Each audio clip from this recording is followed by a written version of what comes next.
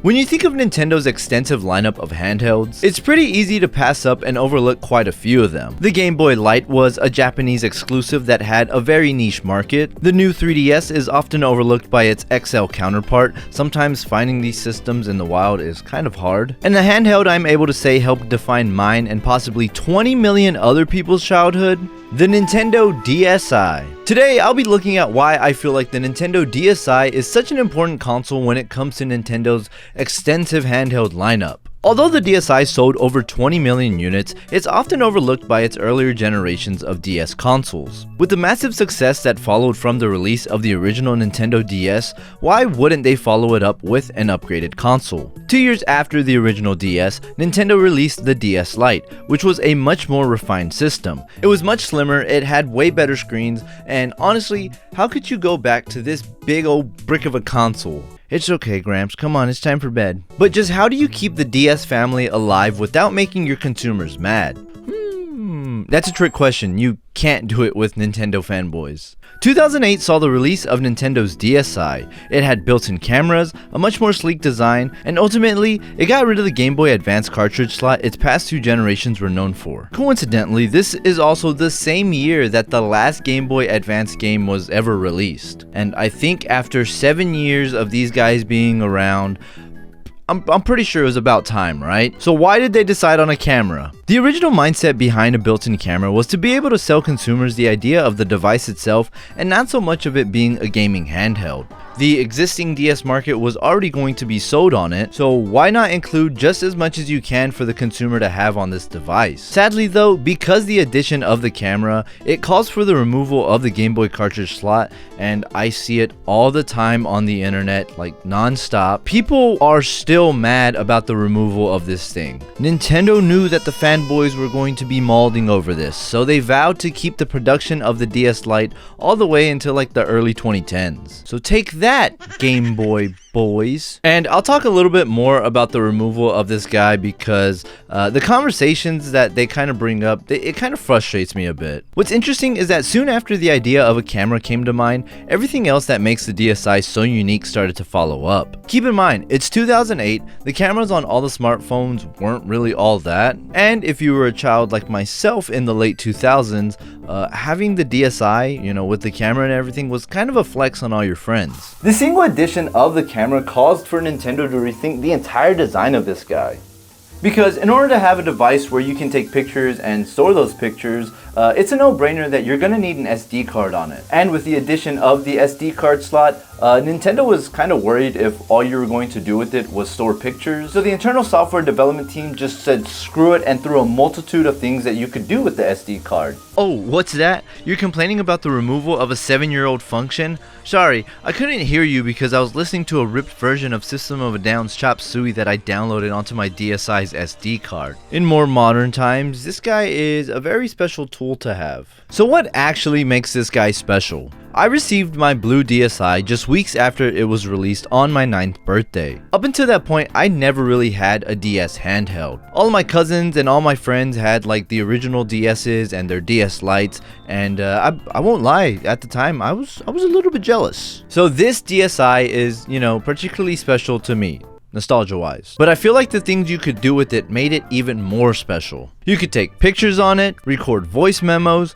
and oh my god, there was internet access on this thing because there was also a virtual shop where you could download just a bunch of stuff. I think people's disliking for this console starts with them thinking that at the time, a new device had to build on whatever the last generation had. But just how much more stuff can you add onto a DS Lite before making it way too big and then just like overworking everything that you worked towards? In the development stages of the DSi, Nintendo had to literally start removing features and redesigning the size of everything. The reason for this being is that they didn't want the console to exceed a retail price of 20,000 yen. That is roughly $140 in the year 2007. And this is where I insert my hot take against the DSi haters. Imagine just how boring it would have been to see almost 7 separate consoles all be able to play Game Boy Advance games. Over 7 years, I think that's like the Game Boy Advance, the SP, the Micro, the original DS, the DS Lite, the DSi, the DSi XL, and I will be talking about the DSi XL. This seems to be the main driving point when it comes to all the hate for the DSi. Everywhere that I've seemed to talk about this guy, I see the same comments every time. The DSi got rid of the Game Boy Advance cartridge slot, so it's dumb. It got rid of backwards compatibility for a stupid camera. It's kind of like the argument I get whenever I post a video of a flea market vendor trying to sell me a Game Boy Color for $380.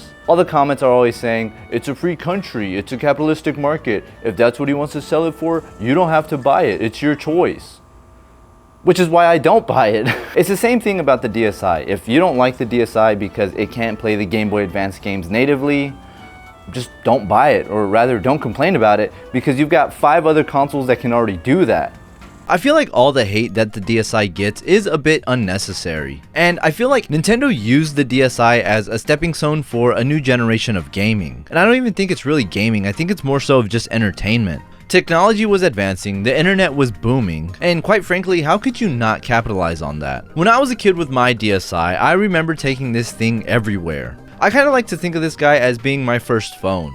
It had a camera on it, I could download music onto the SD card, it could play games, and I had the fastest internet speed known to man on this, just all in the palm of my hands. Nintendo handhelds were now starting to become multimedia devices, and I feel like they were getting us ready for the future. Just think about all the stuff the Wii was already capable of doing. You could Hulu, you could Netflix, you could download a number of games from the Wii shop, you could check the weather, and although I know the DSi wasn't able to do every single one of these things, the addition of the SD card allowed for a lot of software to be added onto this guy. With the addition of the DSi shop and its DSiWare, there were all sorts of applications, from exclusive games to notebooks to drawing apps to a calculator, a metronome, a clock. I personally wouldn't put a clock on it, but there were some weird ones on this thing. Once again, proof that this was a multimedia device. Nintendo would then go on and send the DSi into the DS enlarging chamber and create the DSi XL. Now, the hate that the original DSi gets is like absent whenever the XL is talked about. Because although the screens were upgraded to liquid LCDs on the original DSi, and no one ever seems to talk about that, the DSi XL is the absolute most peak way to play DS games. The screen looks amazing, the colors really stand out on it, and overall, the sizing of this guy is perfect. Well, why don't you just play DS games on a new 3DS XL? Well, actually the 3DS does a really bad job of upscaling any DS game you throw at it. So honestly, if you just want the best play experience for a DS game, the XL is most likely the way to go. Now, do I think that the DSi is, the greatest handheld Nintendo has ever put out? Why, yes, I do. No. No, I don't think that this is the greatest handheld ever. I would have to give that to the 3DS, to be honest with you. But I will stand on business for the DSi because that's kind of all I had as a kid growing up. And on top of that, Nintendo was trying some new stuff out with the DSi, with the internet and the SD card. And, you would soon see that on future generations, like the 3DS and the 3DS. And the 3DS and the 3DS and the 3DS. Guys, thank you all so much for watching this video. I hope you all enjoyed this video. Let me know what you guys think about the DSi. Have a great rest of your day, and I'll see you guys in the next one. Bye!